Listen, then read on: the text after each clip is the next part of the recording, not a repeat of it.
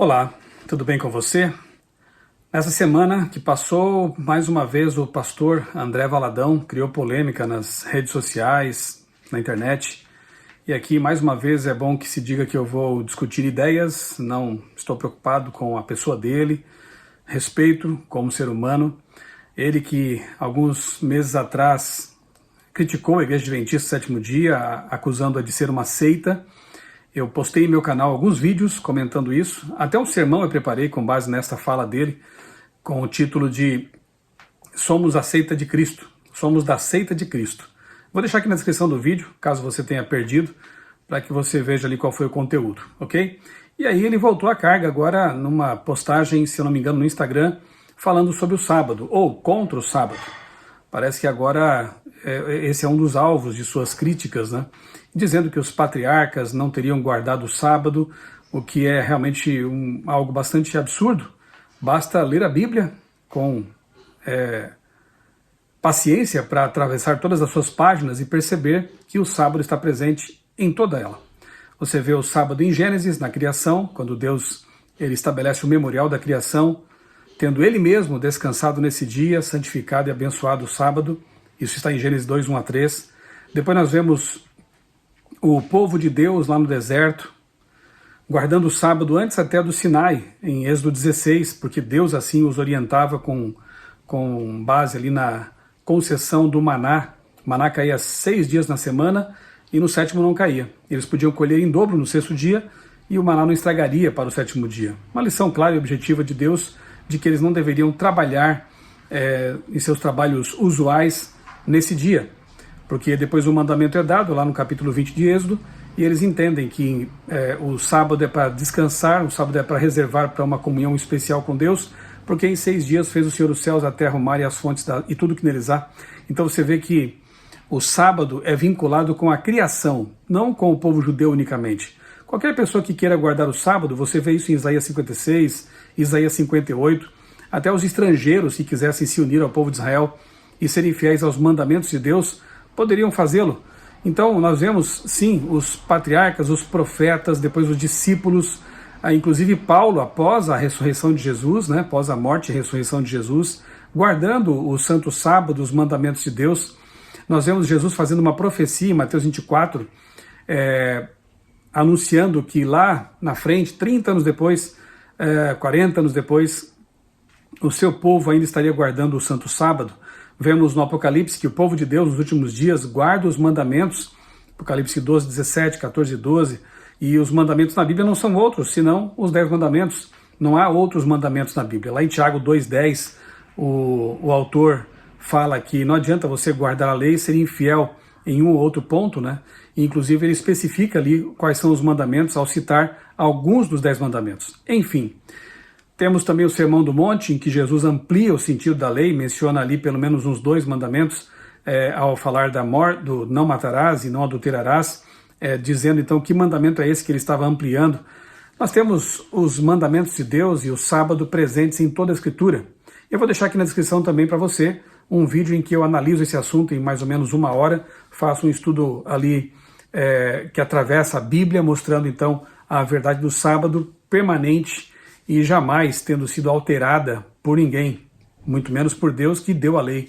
Então é bastante estranho ver um pastor usando suas redes sociais, a sua influência para atacar a lei de Deus, atacar algo que é sagrado, atacar um mandamento da lei de Deus que é sagrado, o memorial da criação, um mandamento que, segundo Isaías 66, continuará sendo observado pela eternidade na nova terra. Ele vem do Éden e vai para o Éden restaurado. É um mandamento que antecede o pecado e continua após a história do pecado ter fim. Ele não está relacionado com o cerimonial do templo, né, do santuário.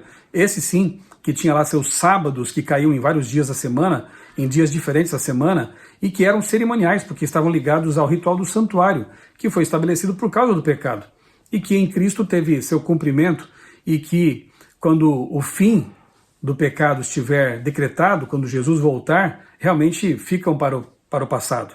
Já o sábado memorial, o sábado da lei moral de Deus, melhor dizendo, o sábado da lei moral de Deus, ele vem da eternidade e vai para a eternidade como a lei de Deus, que é tão eterna quanto o próprio trono de Deus, ok? Outra fala do pastor Valadão, que causou polêmica essa semana, foi a de ele ter dito que os pais não deveriam enviar seus filhos para a universidade, porque lá, infelizmente ele usa uma expressão assim, né, as mulheres ficarão rodadas, como se todas as moças que vão para a faculdade se tornassem promíscuas, e os jovens perderão a fé, abandonarão a fé e se tornarão ali corrompidos. Bem, o que os pais não devem fazer é não preparar seus filhos para a universidade, para este mundo. Na verdade, antes até de enfrentarem um campus universitário, os jovens enfrentam os conteúdos no celular, num tablet, nas séries, na mídia. Então, nós não podemos blindar, colocar os filhos numa redoma e impedir que eles tenham contato com este mundo, com a cultura que os rodeia. Nós temos que fornecer a eles o ferramental, digamos assim, teórico e experimental necessários para que eles possam enfrentar esse mundo e ser uma luz no mundo. Se eles forem devidamente preparados, tendo contato íntimo com Deus, com Jesus Cristo, comunhão com Jesus, tendo estudos profundos da Bíblia, culto familiar, leitura de livros apologéticos, livros que fornecem uma base cristã sólida, eles poderão ir para as faculdades e ali serem luz, brilhar, onde as trevas muitas vezes dominam. Eu me lembro quando eu mesmo passei no vestibular para jornalismo na Federal de Santa Catarina, eu era recém-convertido, morava lá em Criciúma e me mudei para Florianópolis para cursar ali a minha faculdade de comunicação. Houve um momento em que eu até pensei em desistir do curso, estava um tanto desanimado com aquele mundanismo que havia em volta ali, no campus e com as ideias, ideologias. Isso é anos 90, hoje a coisa está bem mais complicada, né? Eu compartilhei isso com um amigo que era formado em teologia, ele vivia de vender livros usados, ele tinha um sebo ambulante lá na universidade, e eu conversava com ele de vez em quando, compartilhava minhas preocupações, e um dia eu falei para ele que eu estava pensando em desistir do curso, talvez mudar para São Paulo e cursar teologia, e eu estava na metade do curso já, e ele me disse algo de que eu nunca me esqueci. Ele falou: Michelson, termine seu curso, você está na metade já, você poderá ser um pastor jornalista. Ele estava quase profetizando e eu nem sabia, né? Você poderá depois cursar teologia, fazer um mestrado, e ter o curso de jornalismo vai ser muito útil para você, e de fato foi. Agora, lembre-se do seguinte, onde as trevas são mais intensas, ali é que a nossa luz deve brilhar. E eu assumi aquilo como uma espécie de desafio mesmo, né? E procurei ser o melhor cristão que eu pudesse ser, dentro das minhas limitações, procurei ser um bom aluno, dentro também das minhas limitações, procurei ser amigo de todos e testemunhar quanto eu pudesse ali no campus, né, no ambiente acadêmico. Pude dar estudos bíblicos para colegas.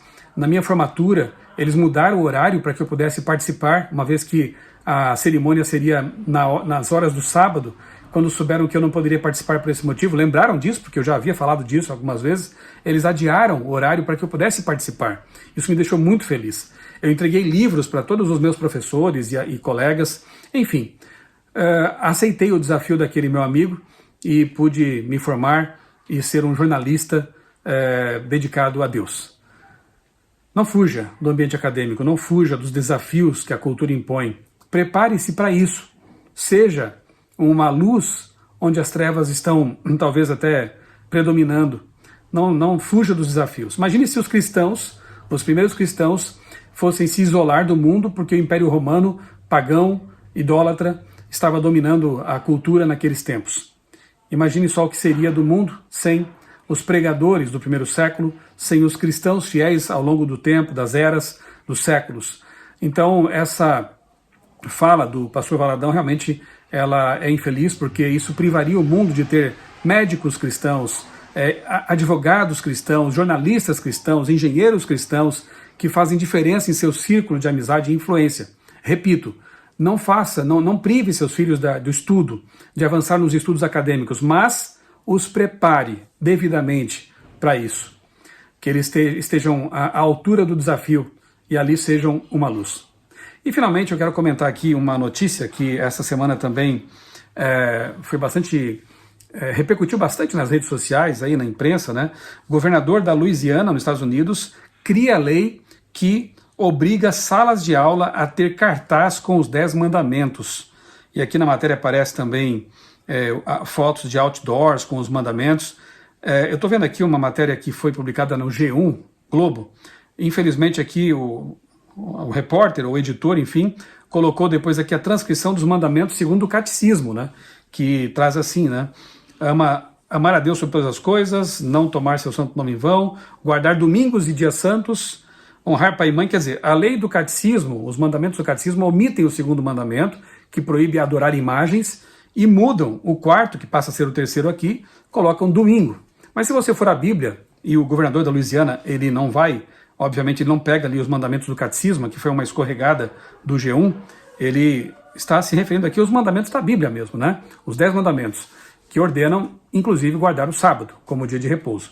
Só que a gente sabe que para muitos norte-americanos evangélicos, quando se menciona ali o sabá, eles estão, na verdade, entendendo ser o domingo, né?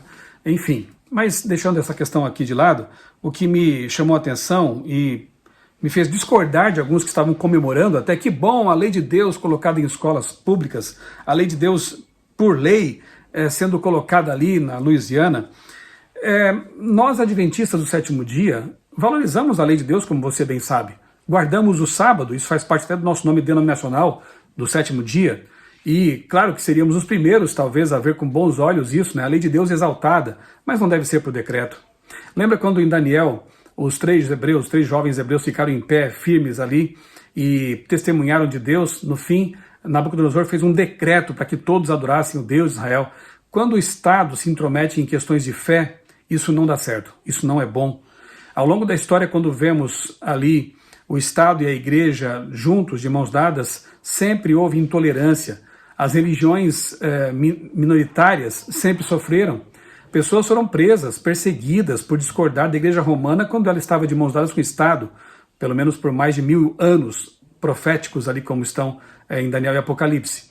Então, isso não é bom. Nós, adventistas, ao mesmo tempo que valorizamos a lei de Deus, também valorizamos a liberdade de consciência, a liberdade de culto e a separação entre Estado e Igreja. Não importa se elementos da esquerda ou da direita, quando se aproximam da religião para ter benefícios, para conquistar votos, isso não é bom, nunca será. Essa mistura é deletéria. E é lamentável quando nós vemos políticos se valendo da religião como um instrumento para conseguir ali apoio popular. Isso é muito ruim. Então, valorizamos separação Estado e Igreja e entendemos que uma lei como esta aqui, do governador da Louisiana, ela acaba violando o princípio do Estado laico, que é algo assim bastante valorizado também pelos pioneiros americanos, né, pelos protestantes. Não quer dizer um Estado ateu, que promove o ateísmo. Não, um Estado que promove a liberdade de culto, a liberdade de crença, a liberdade de opinião, a liberdade de você cultuar a Deus segundo a sua consciência. Mas quando um governador, por lei, obriga as pessoas a ter ali os mandamentos, isso pode criar até uma antipatia para com esses mandamentos, para com a palavra de Deus, para com o Deus da palavra. Então, é preocupante, né? E nós temos visto realmente uma onda de conservadorismo religioso avançando ali sobre os Estados Unidos e outros países também. Eu até já gravei um vídeo aqui no canal sobre isso, né? O mundo vai para a direita, e isso, embora pareça à primeira vista algo bom, porque eles vão valorizar ali os bons costumes, são contra o aborto, contra as drogas, mas essa união, repito, entre igreja e Estado, ela é nefasta, ela é perigosa, e será um ambiente desse tipo de religiosidade, de imposição de leis, não a lei de Deus, mas finalmente uma lei dominical, que vai finalmente cercear por completo a liberdade daqueles que adoram a Deus e seguem a sua palavra, a Bíblia Sagrada, não se dobram às imposições da besta, de Apocalipse 13. Um cenário assim é que vai realmente favorecer finalmente uma legislação dominical. Uma lei como essa pode ser até um mero ensaio para isso, né? Impor uma lei religiosa por decreto pela justiça, né? Mas lá adiante nós veremos isso acontecer. E não será a lei dos 10 mandamentos, não será o sábado bíblico, né? Mais uma vez será o domingo, que é o mandamento espúrio, é a mudança feita aí pelo poder humano e o diabo por trás disso, que vai ser imposta. E aí as pessoas terão que decidir se seguem a Deus e sua palavra ou ao Estado, e ao poder religioso que estará de mãos dadas com ele. É isso. Que nós tenhamos discernimento suficiente para navegar nesse mundo complicado, que sejamos luz por onde Deus nos colocar, seja no campus universitário, seja numa empresa, seja numa viagem, por onde passarmos deixemos um rastro de luz e brilhemos para Jesus onde estivermos. E com respeito, com paciência, como diz ali 1 Pedro 3,15, né, com mansidão, respondamos a esses que têm nos criticado, nos chamado de seita, atacado os mandamentos de Deus, as verdades bíblicas, que nós sejamos aqueles que vão dar a resposta certa, com conhecimento de causa e com amor, paciência e respeito. É isso que Deus espera de nós. Deus nos ajude a enfrentar esses desafios dos últimos dias. Um abraço para você, Deus abençoe grandemente a sua vida e também a sua família.